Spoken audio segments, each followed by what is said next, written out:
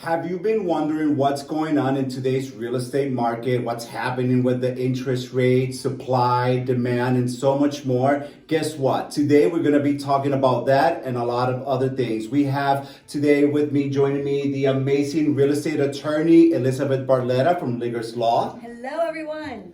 We also have the amazing mortgage loan officer, George Kutso from Cross Country Mortgage.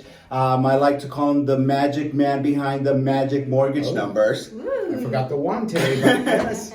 Hello, everybody. And then today our goal is to talk about the market, a lot of questions that we have from our consumers, our clients, that where is their interest rates going? What's happening with the interest rates? What options do we have? What's happening in the real estate market? And I thought it was a great idea to have somebody like George Kutso from Cross Country Mortgage dive in right into it and answer a lot of our questions. So George, what are you seeing out there? What's going on with the real estate market, interest rates, and what's your prediction? Thank you for inviting me. It's great to see you both. New year, new us. You're very, very excellent questions. Right now, what we're seeing is a lot of fear, a lot of unknown. People are sitting back saying, should I wait? Should I, wait for the market to crash? Do I wait for the rates to drop? And I say no, absolutely not. We're going into a mild recession, what everyone's predicting. And a mild recession, if you have your job and you're okay, is actually a perfect opportunity for you to be a home buyer. Why? Because every recession since the 70s, interest rates plummet shortly after the recession. But not waiting for that is important. Why? Because right now is the best time, as far as I'm concerned, to be buying. There's several reasons. One, about a year ago, we've seen is upwards of 40 offers on a home, bidding 50, 100, 150,000 over asking. So even though they got a low rate, are they really better off? I don't think so. Right now, the market in many areas has normalized, which is the perfect time to be buying. Not only one of the most important reasons for that is because a great agent, Jarvid, I know you're very good at negotiating and helping your buyers get great deals, but it's so important to have someone like you that knows how to negotiate, knows the pricing strategy, has a great team around them, because you're able to do some amazing things like get a seller concession, and having a great attorney that formalizes the language to make sure that the buyer's protected and it's in writing, because verbals don't work. So having that access to a seller concession.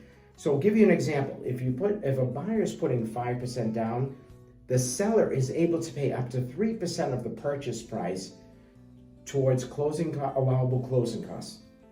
And right now, we've broken out a tool out of the toolbox, which is called the 2-1. We have actually a 1-2-1 and a 3-2-1 interest rate buy down. It's a phenomenal tool for now. And what it'll do is, I'll give you an example. So let's say a borrower buys a home and has a $500,000 loan amount.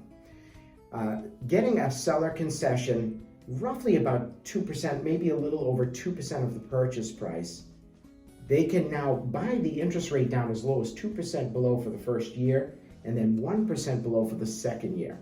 So year 3, the rate will go to the normal rate. So let's say the rate was 6% as an example today, and they bought it down to 4%. The rate is over $600 a month reduction in payment for year 1. Now, the money that is paid by the seller goes into an escrow account. That is the buyer's money. So if the buyer refinances within 2 years, whatever the remaining portion of those funds gets refunded to the buyer. So if we're contemplating a recession within this year, by the end of the year, if we're going into a mild recession, and the rates plummet, we set up our clients on a rate watch. So as soon as the rates dip, we refinance them. Rates have been 3.25 or less 7 out of the 10 years. So maybe it won't hit 3.25, but let's say it drops to 4. Great opportunity. We lock them in, refinance them. Plus, myself and Cross Country Mortgage are giving them a $1,500 credit. Wow, that's great. So we want to make it easy. We have their back. We're their lifelong lender. So we're committed, like you both, are committed to your client's success, not just for this transaction, but forever going forward. And when they're ready to buy their second home at Cape Cod or North Conway, we want to help them create wealth and equity and give them a good future going forward. That's great. I heard that George mentioned great things, great points there. I heard buy down programs, which is great for buyers. It gives you opportunity to be competitive in the market and also to have a safety net. I also heard concessions. There's different concessions that we can consider going into a market like this new market, and it's all about being able to communicate with the seller in an offer, letting them know what is our intention and what we want to negotiate, and add that as a concession into the deal. And having Liz Barletta with Ligris Law help us navigate the offer and navigate the purchase and sale agreement to make sure that not only the buy down programs or rates like George is talking about and other concessions are part of the deal. Now, how do you get involved when we're in that transaction? Well, just to George's point, we haven't seen these types of concessions being allowed in the last year or two. Yeah. It was very rare you were even getting an inspection accepted at that point. So right now is a great time to buy because of these abilities to kind of negotiate more with the selling side.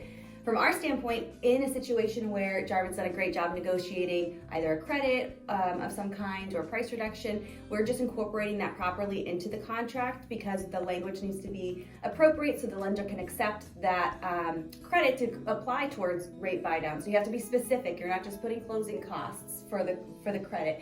You're explaining all the different things that credit can be applied to, so we could use the entire credit. Absolutely. So making sure that the language is properly drafted is super important too. And with that being said, it's important that you also, as a buyer or a seller, have a great relationship with your real estate broker and their team to make sure that you feel comfortable talking about what is it that you want out of the transaction, where do you want the transaction to go. You have a clear conversation with the loan officer like George Kutso on what do you feel comfortable paying every month. And those are great questions before you head into buying your next new home. It's, am I comfortable with the current mortgage payment? Am I comfortable with the plan that my real estate team is providing me with? And how do I feel with moving forward with my new home? I just want to close the loop though. I talked about why it's so important to be buying now. Because as I mentioned, when the rates drop historically, so let's say recession occurs, rates drop to spur activity, home prices go up. And the herd, so when people know the rates are down, everyone jumps in, creates more competition, driving the price up. So to close the loop on what I was talking about, why this is the best time, that is one of the major reasons, because rates drop. If you buy now, rates drop down the road, you've created equity over a short period of time. So I just wanted to clarify that. And I'm going to add to that loop, right? And what I want to add to the loop is that's a great point right there. If you want to be ahead of the competition, you don't want to wait for rates to drop. You want to be creating that momentum now. You want to get ready now so that you go out there and then you beat the competition, because you don't want to be now in a bidding war because supply is going to, again, be limited and there's going to be a lot of demand. So that's a great point, George. Just one other thing, because I think it's so important, and so that George is reviewing sort of this difference between the pre-approval, the pre-qualification, or essentially underwritten loan.